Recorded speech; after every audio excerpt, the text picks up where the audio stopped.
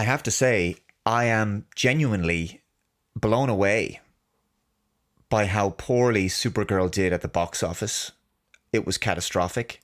The film is said to have a budget over $175 million, possibly as high as $200 million, but I'll go with the lower figure, 175, that's the reported budget.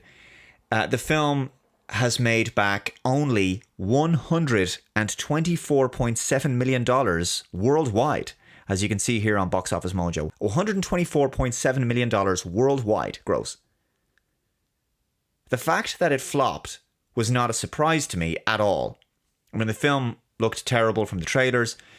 I don't think there was any real appetite for a Supergirl movie. But anyway, the fact that it flopped wasn't a surprise. The fact that it flopped this hard, to the point of making way less money than even the Marvels, that's the surprise. I mean, the Marvels made $206 million, and that was a disaster. Supergirl did worse than 2022's Morbius, which made only $167 million. Imagine bombing even harder than Morbius. It's clear to me that following Supergirl's monumental failure, that the DCU was simply a mistake. Warner needs to focus on just making standalone movies, just good standalone movies, one-off movies, and not trying to create this expanded universe when, the DCEU didn't work. And I think it's clear now that audiences they're not up for the investment of another connected universe franchise like the MCU.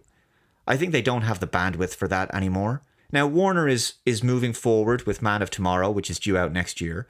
And there's this Lanterns TV series, which, it's been said many times that it doesn't look or feel anything like what you'd expect a Green Lantern TV series to look and feel like.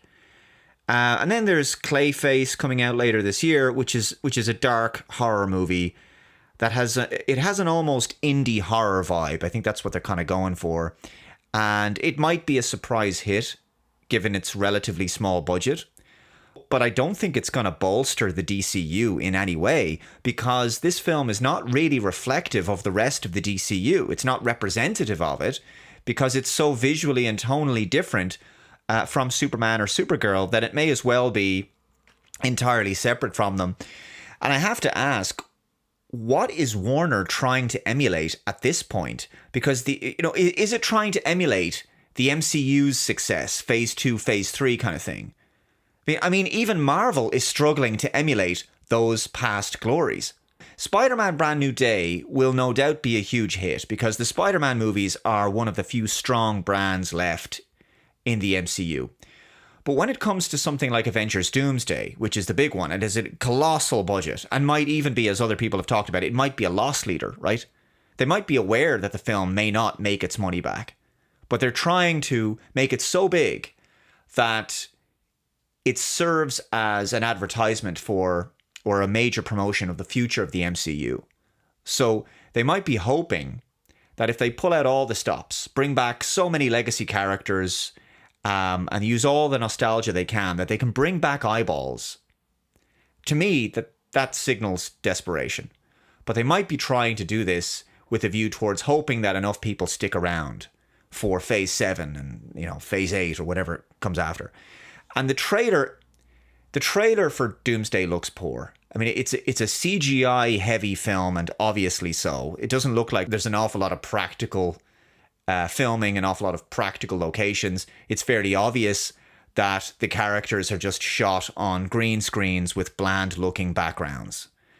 And there's a lot of static shots. This doesn't look like a visually good looking movie. There doesn't look to be any beautiful cinematography or direction going on here from an artistic perspective. But as for Doom, Doom is obviously the villain, and we know that originally the plan was for this film to be Avengers, the Kang dynasty. And so the villain was supposed to be Kang the Conqueror, who we've seen in the Loki TV series, different variants of him, and we've seen the character, obviously, a version of him in Ant-Man and the Wasp: Quantumania. And so they were building up for Kang, and they changed that because of the controversy surrounding Jonathan Majors. But I have to say, I'm not totally convinced that that was the only reason for the change. And the reason I'm saying that, I think makes logical sense. I mean, why not just recast Kang with a different actor? And of course, you know, there's a logical justification for that, because you're dealing with a character who exists across the multiverse. And we know that different multiverse variants of a particular character can look very different. You know, we've seen a female Loki, we've seen different versions of Peter Parker. They don't all look the same. So why wasn't this multiverse character, Kang, just recast?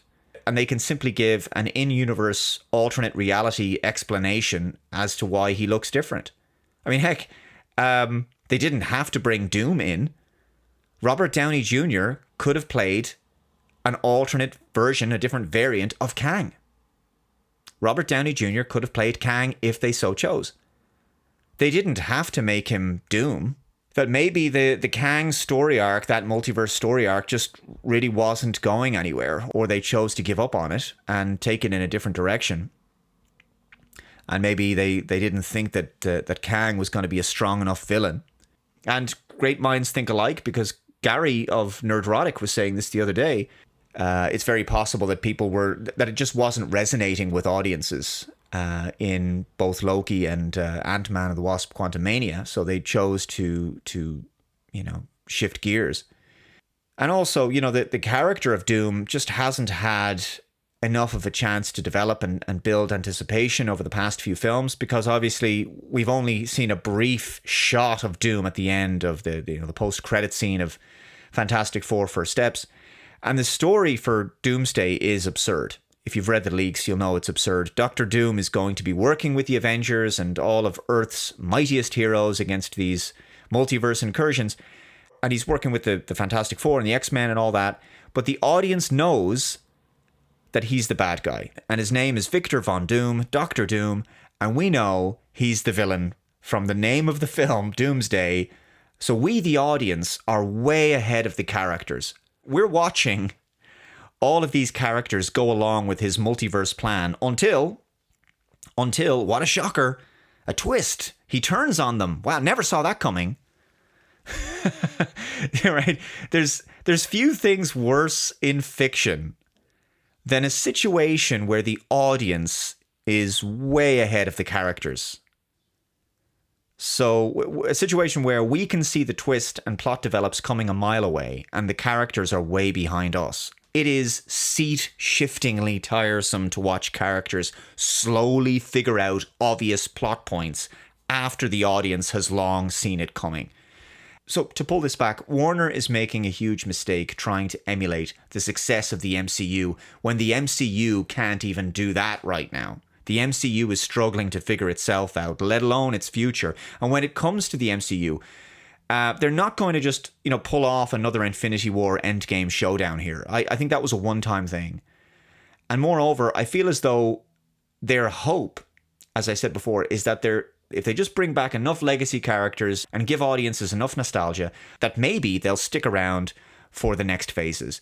But what's coming next? Black Panther 3? That was announced recently, and that barely received much reaction. That's not going to move the needle, really. Ghost Rider, I got to be honest, I could take it or leave it. And the main anchor for the future of the MCU is apparently going to be the X-Men. Right? We've been told that the X-Men are going to lead the MCU going forward as the sort of main driver. But, we've been there and done that. If you include the Deadpool movies and all of the prequel X-Men films and the likes of Logan and New Mutants, there's been a lot of X-Men films. I think 13 of them, about 12 or 13 X-Men films from 2000 to 2020. And let's be honest, 2024's Deadpool and Wolverine was more of an X-Men film than an MCU film.